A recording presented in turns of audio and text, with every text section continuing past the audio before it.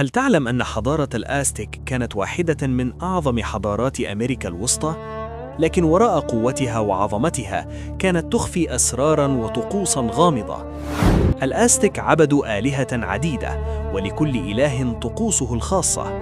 من أبرز هذه الطقوس التضحية البشرية.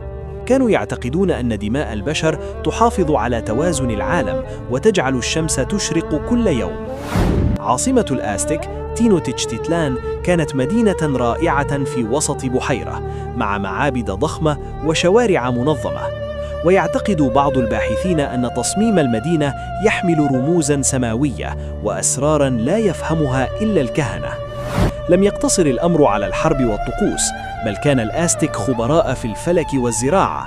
امتلكوا تقاويم دقيقة وابتكروا تقنيات زراعية معقدة. السر كان في التوازن بين الدين، الطبيعة والحياة اليومية.